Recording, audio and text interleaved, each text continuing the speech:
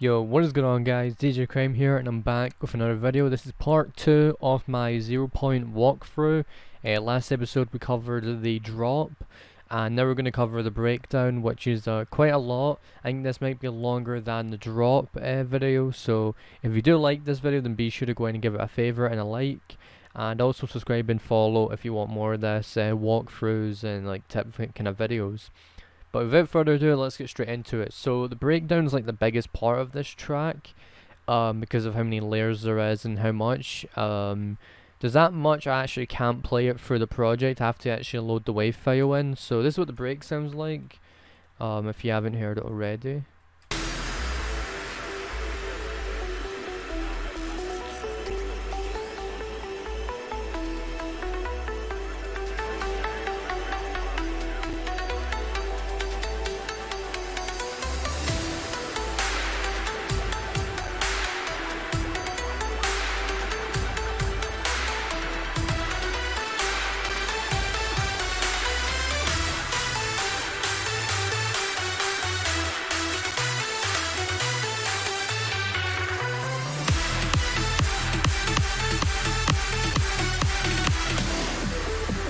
So yeah, it's following the same kind of melody as the drop, because at the time I didn't really have an idea for this break.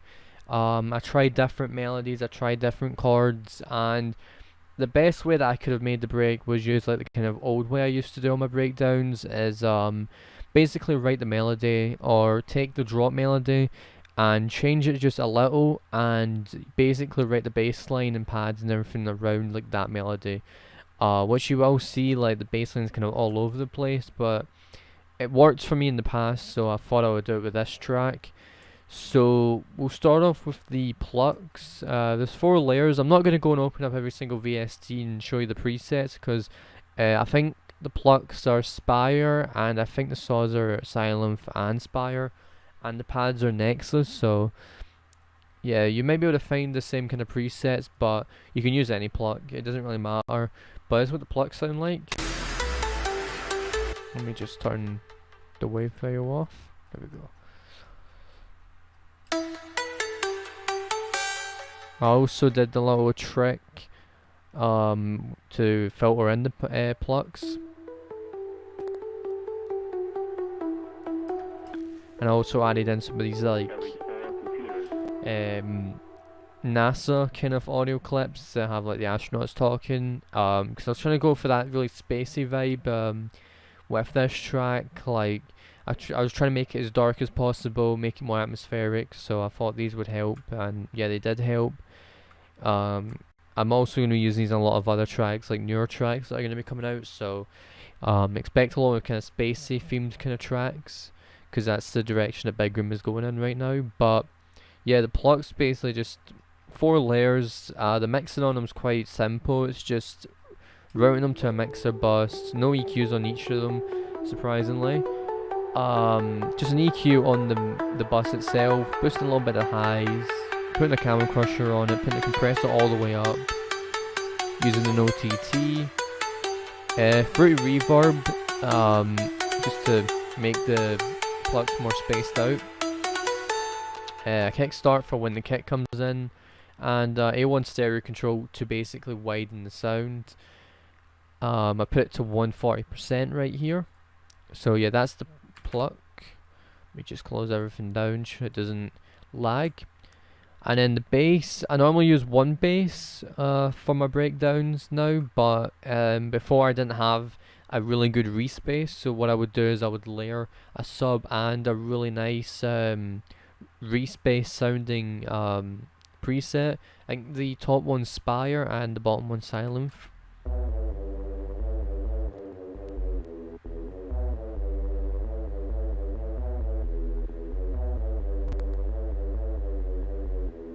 So yeah, there's no really mixing on this, there's just an EQ on this to take away some lows, and then there's another EQ to take away some highs. So not much on the bass, but it's self-explanatory. And when we go into the saws, it's going to get a bit laggy, so I hope it doesn't crash. But we've got this saw right here. a square lead, which is mono, and it helps with a lot of power. I explained this in the first episode with the drop. It basically gives more body, but a mono lead's really good for making the lead attack more when you've layered it a couple of times. So the rest is going to be like saw leads, like with white noise and everything, but with this it just gives it more power. So yeah, that's the first lead. The second lead's this.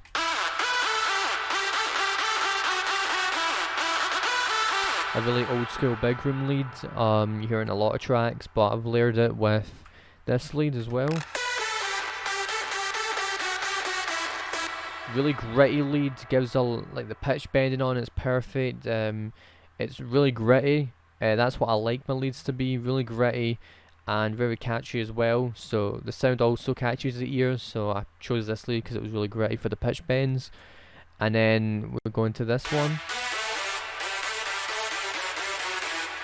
It's a very metallic lead. You can kind of hear it.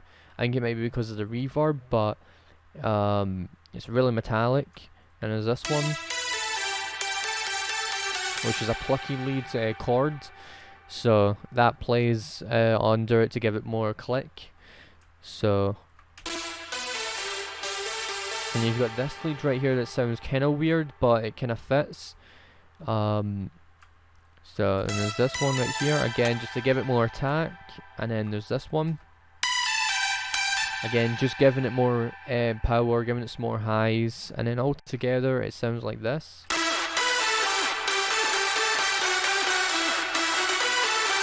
You can really hear this top lead, or this lead I should say, come in, because wait, is it this lead? Yeah, you can really hear this lead come in a lot.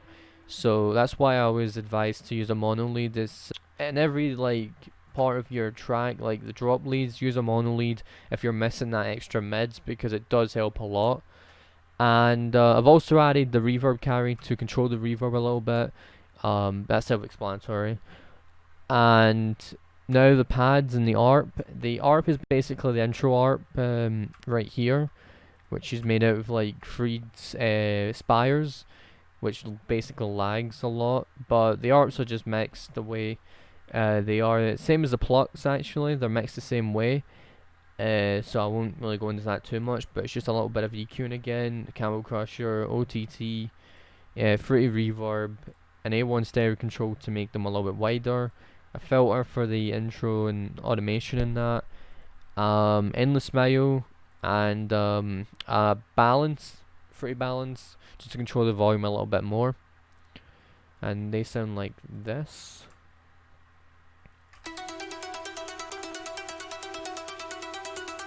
So yeah, really dark kind of sounding ARP. So, and it worked.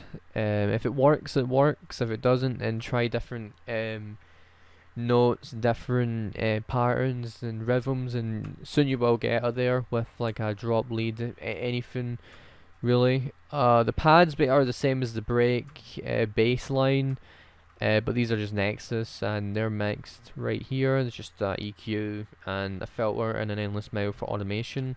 The EQ is based to take away some low end, and they sound like this. They're basically strings, which I thought would help with this track. They're better layered with actual chords. These aren't actually chords, these are just like long notes that follow the melody. So yeah, but that's mostly it for the patterns. The rest of it in the break is this little thing right here. Basically a drum hit or a stomp kick. So it goes like this.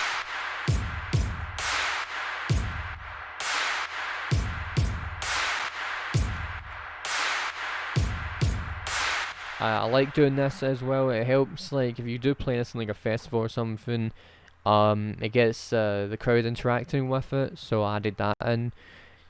The vocals, self-explanatory, to give it a little bit more atmosphere. It does help with them talking in the background.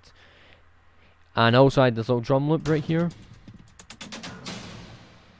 I use this in every single one of my tracks because it's more catchy.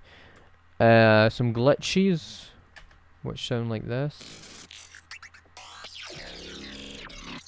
If you recognize this glitch, it's from TBR, I think it's Megatron, which sounds really cool. It's a really cool track. And then there's this one right here, full.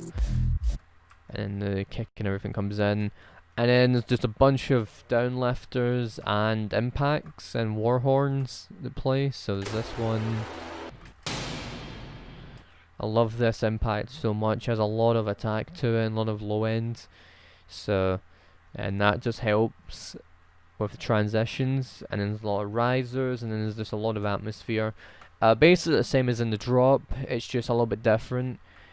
A lot of this stuff does come in to fill in a lot of the energy. So I'll try and play the wave file again. And you can hear. Actually, I think it would be better if I just play.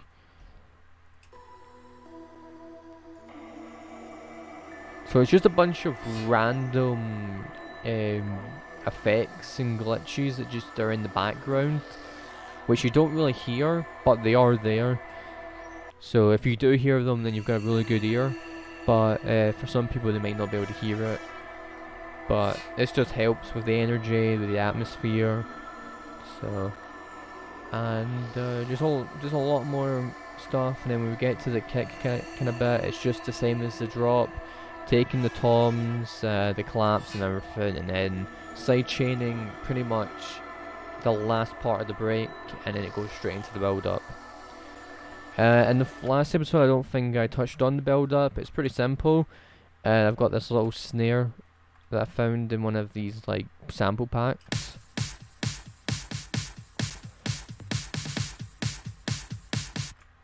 And I also layered it with a bright snare. And then a cashmere snare.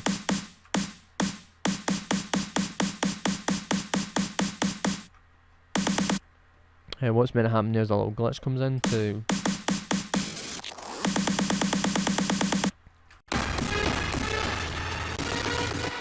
So yeah, just impacts again, war horns to give it more intensity towards the build up, or before towards the drop, as you say, and then the fill.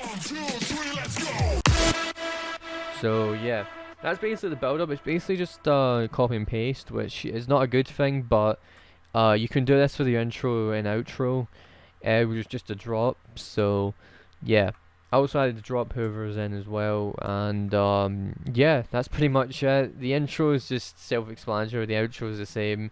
It's just copy and pasting a lot of the stuff and making it interesting. So yeah, that's basically the breakdown. Quite a lot of stuff going on, but a lot of you guys do like the track, so I'm really happy that you do. I'm going to be doing a walkthrough of Galaxy as well, because a lot of you guys did want that. Like, I think 45% and 56%, I think, I don't know, wanted both Galaxy and 0 Point, so I'm going to work on making a part 1 and part 2 for Galaxy. The project for Galaxy is a lot smaller than this one, so hopefully I can make it in one episode, but let me know what you do think of this video. If you want to see more videos like this, then be sure to go ahead and drop me a follow. Leave a favourite and a like, that will really help me out a lot. More music is coming out very soon, guys. My next track's coming out in August. I'll release more information on that near the time. But anyway, guys, hope you have a good day, and peace out.